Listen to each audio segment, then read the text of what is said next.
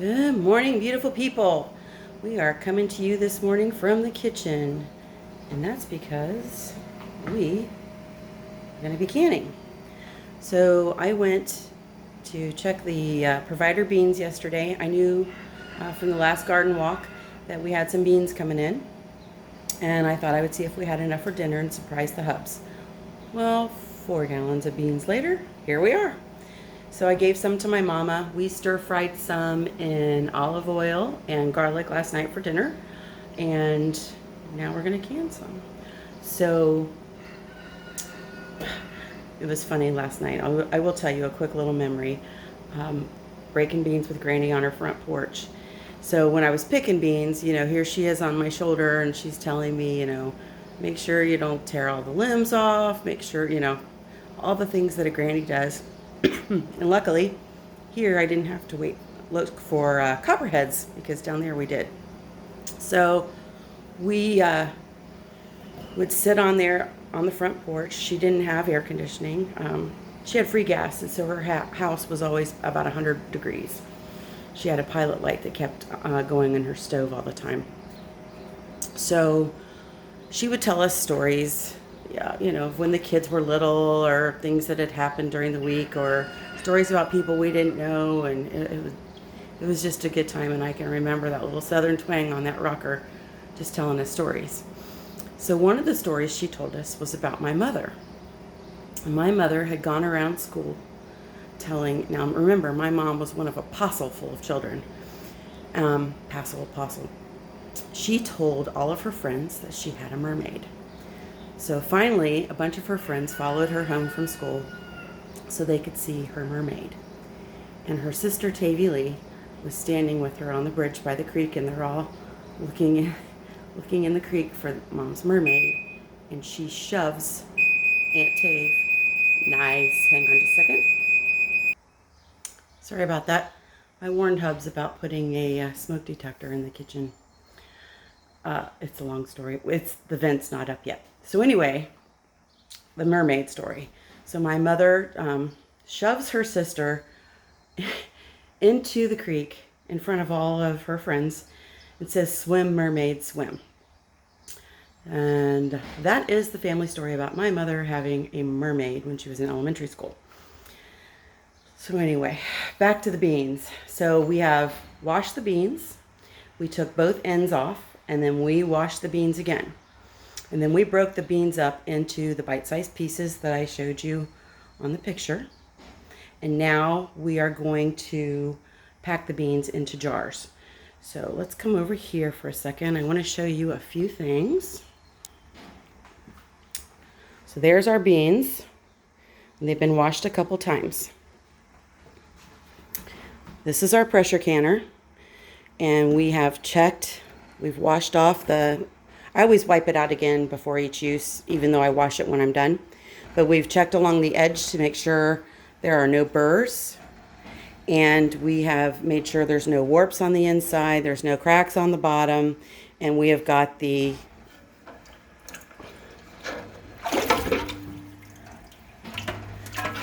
little insert to put the jars on in there. We have a couple quarts of water in there. It's based on what size your canner is, and there is actually a line. So where this line is for me to put the lid on, if I come straight down here on the inside, there's a little notch that tells me how much water I need in my canner. I have checked my canner lid to make sure this goes up and down freely. I checked my seal. I made sure it wasn't cracked or dry rotted anywhere. I also wiped off the inside of where the seal sits. We want to make sure we do that, and we check that all out before, make sure this is seated. This is your blow off. And we're going to make sure our gauge is working. Now, usually you get your gauge checked at the ag office or your county extension office. They will do that for free. They want to make sure that we're all doing this correctly. So that's all been done. Over here, I have boiling water, nothing but boiling water. And this stock pot is where I put my jars and I will actually leave them in there till the jar reaches the same temperature as the water, which is 140 degrees. And that is to sterilize those jars. I know there are people who do it in the oven, and I know there are people who do it in the dishwasher. This is my preferred way of doing it. And then I have over here all my goodies. Actually, down here I have my little thing of fun. So this is what I'm going to use to sit on the jars to make sure all the beans go in the jars. These jars aren't sterilized yet. This is my little thumper. I'll show you what I do with him later. I've got my canning salt, my vinegar, I've got my magnet, I've got my ladle, I've got my tongs, I've got my lids and bands. And we are using, oh, nice, look. Somebody wasn't a good steward of what she had. She put away an empty box. So what we're going to do is we are going to take the jars out of the water. And I don't know that I want to do this on video, but we shall try. And I use the extra long tongs. There you go. And I set them over on this towel. And it's just a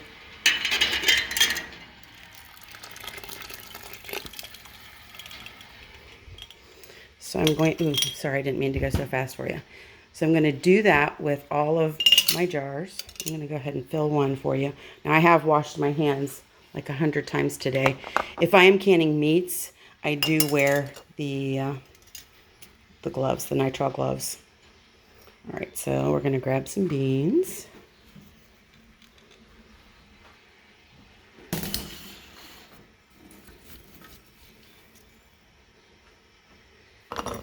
And we are going to put them, this is harder to do with one hand.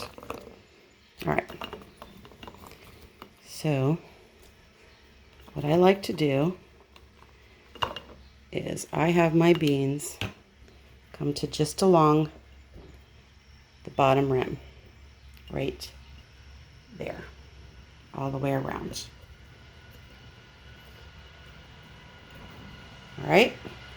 And then we're going to take our huge ladle and get some of the clean water. You have to be careful with this kind of ladle because of those little holes. Oh, I should have left the little funnel on there.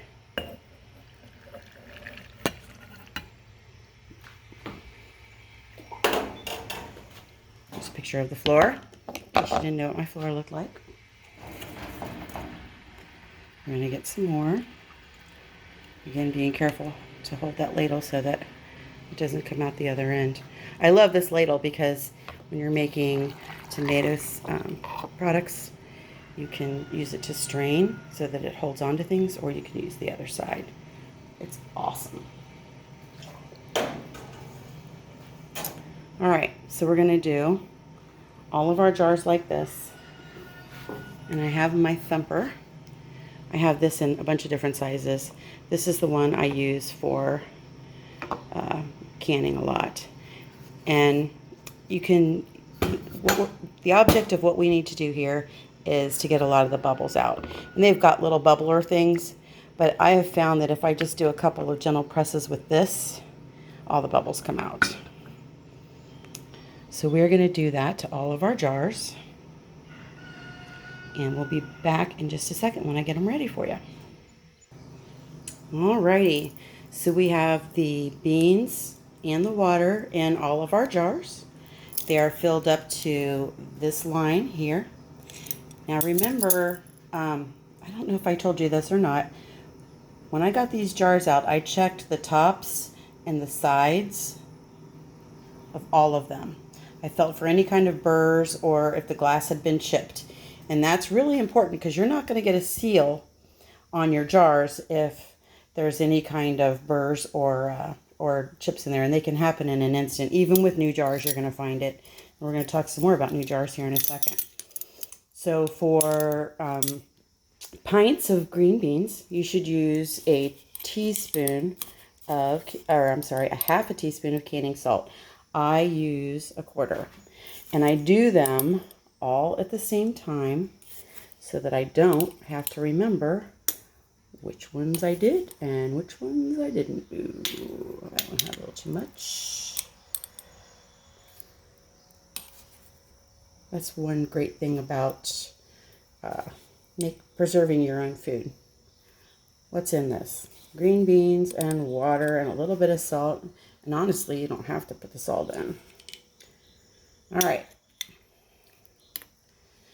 So now what we're going to do is we're going to take a clean rag.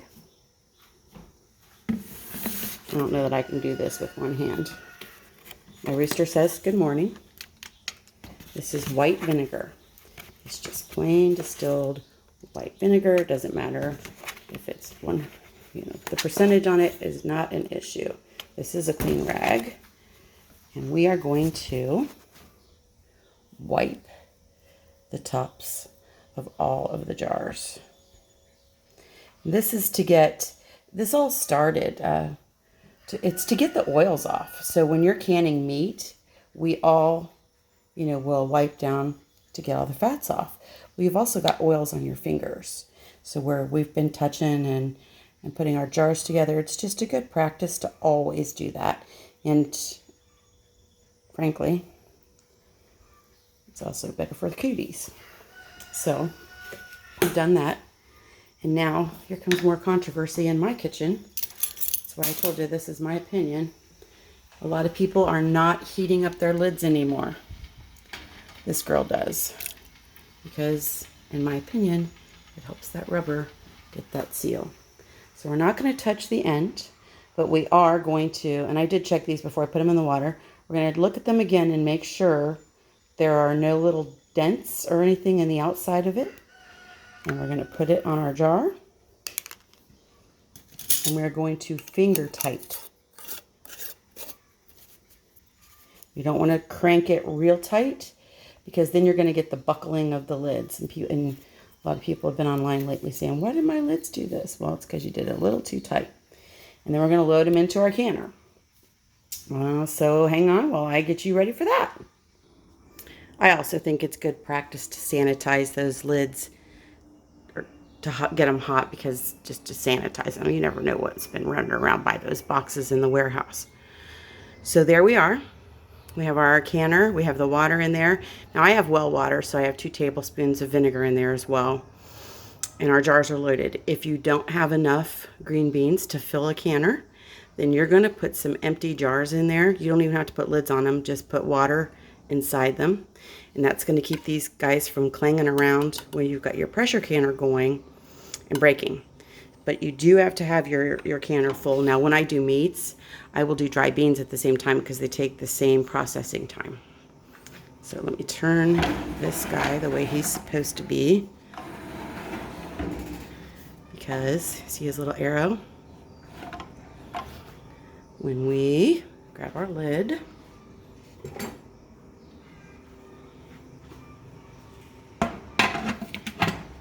to put it on there, it has an arrow too, sorry. So there's an arrow right there. That's where we start. Put it down.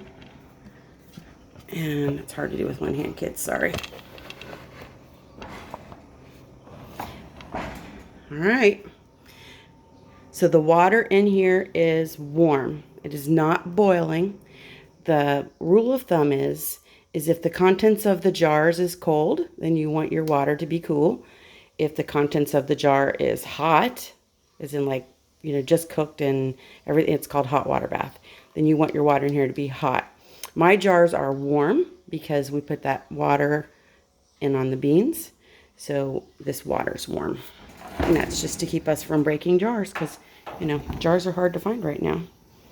So we have got our flamage. And what we are watching for right now is for the water will start boiling, and this will pop up when it starts to reach pressure.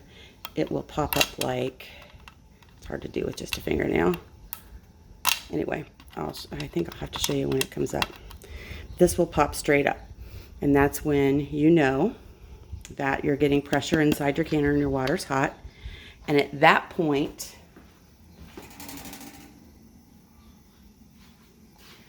you'll put your weight on. Oh, here's my weight. I didn't see my weight. Not until this pops up. And this, usually I let this go for, I know a lot of people say 10 minutes or whatever. I do not do that. Once that 10-minute time is actually from when this starts to steam or whatever. Basically, that's an indicator for this, depending on what kind of canner you have. Now, in this particular canner, I don't have to do that 10 minutes. I just do a couple with this up. And then once that's up, and it's been doing it for a couple minutes, then I will put that on. And I will watch for my pressure gauge. There we go, to get to the poundage it needs to be at. And then I will reduce my flame so that I don't get the poundage too high. I'll keep an eye on it. I'm so excited to be back on gas, because with my electric stove I had to start on high, and then I had to reduce it down to 4, and then sometimes I'd have to take it down to 3, but then sometimes I'd have to take it to 3.5. The key is you've got to keep this at your pressure, whatever pressure you're canning at, for the length of time that it requires for that food. If it drops below, then you have to get it back up there and start your timer all over again. You do not, you don't want to play with that. So get yourself up to temperature, keep yourself at temperature for the right amount of time. And then when your timing is up, you will turn the burner off. If you've got an electric stove, you're going to remove it from the burner. You're not going to take the lid off in any way, and you're not going to take your weight or your jiggler. You're not going to take this guy off until that goes down to 0. And once it goes back down to 0, and this is after you've cooked for the amount of time, your timer's gone off, you're good, you're taking it off the fire. I want to repeat this because this is so important. We're leaving this guy on till it's down to 0. Then we're going to take this guy off, and we're still going to wait a good 15-20 minutes, and then we'll open it back up. But we're still not going to, honestly, I try to wait at least 15-20 minutes. It's recommended that you wait for about an hour.